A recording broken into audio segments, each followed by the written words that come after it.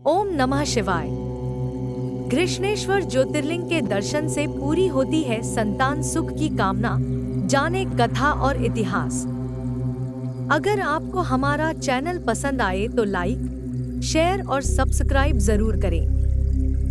घृष्णेश्वर ज्योतिर्लिंग भोलेनाथ की अपार भक्त रही घुष्मा की भक्ति का प्रतीक है। जानते हैं कैसे पड़ा घृष्णेश्वर ज्योतिर्लिंग का नाम, महत्व और रोचक बातें। 12 ज्योतिर्लिंग में सबसे आखिरी घृष्णेश्वर ज्योतिर्लिंग का नाम आता है। भगवान शिव के ये शिवालय व मंदिरों पूरे देश में फैले हुए हैं, जिसका अपना अपना महत्व है। भारत के हर कोने में एक ज्योतिर्लिंग बसा हुआ है, जिसमें सबसे ज्यादा महाराष्ट्र में है। महाराष्ट्र में 3 ज्योतिर्लिंग है: भीमाशंकर ज्योतिर्लिंग, घृष्णेश्वर ज्योतिर्लिंग और त्र्यंबकेश्वर ज्योतिर्लिंग। घृष्णेश्वर ज्योतिर्लिंग महाराष्ट्र के औरंगाबाद के पास दौलताबाद क्षेत्र में स्थित है। इन्हें घुष्मेश्वर के नाम से भी जाना जाता है। आइए जानते हैं कैसे पड़ा घृष्णेश्वर ज्योतिर्लिंग का नाम, महत्व और रोचक बातें।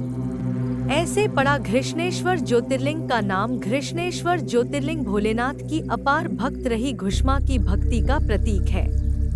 उसी के नाम पर ही इस शिवलिंग का नाम घुष्मेश्वर पड़ा था। कहते हैं कि यहाँ मौजूद सरोवर, जिसे शिवालय के नाम से जाना जाता है, उसके दर्शन किए बिना ज्योतिर्लिंग की यात्रा संपन्न नहीं होती है।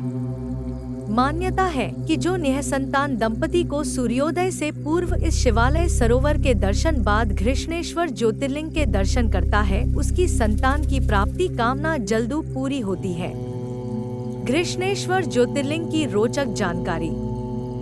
घृष्णेश्वर ज्योतिर्लिंग पूर्वमुखी है। सर्वप्रथम स्वयं सूर्यदेव इनकी आराधना करते हैं।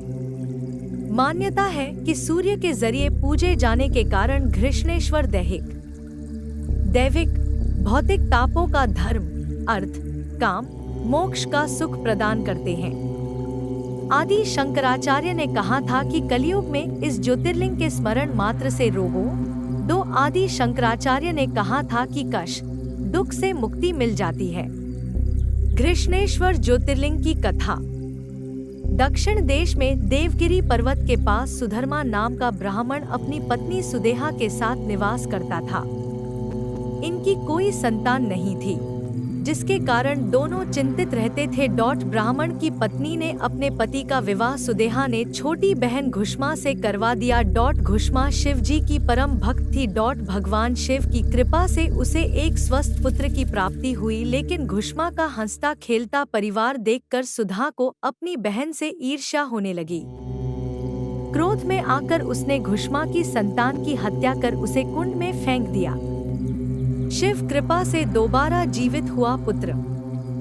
घुष्मा को जब इस बात का पता लगा तो वह दुखी हुआ बिना शिव की पूजा में रोज की भांति तल्लीन रही। महादेव उसकी भक्ति से बेहद प्रसन्न हुए और शिव जी के वरदान से घुष्मा का पुत्र दोबारा जीवित हो उठा।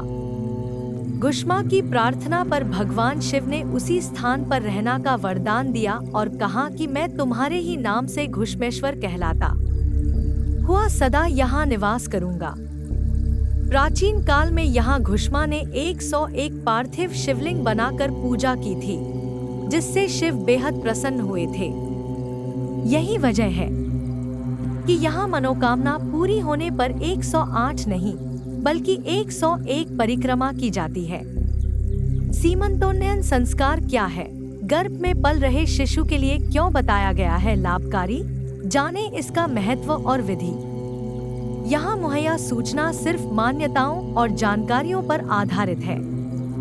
यहाँ यह बताना जरूरी है कि किसी भी तरह की मान्यता जानकारी की पुष्टि नहीं करता है। किसी भी जानकारी या मान्यता को अमल में लाने से पहले संबंधित विशेषज्ञ से सलाह लें।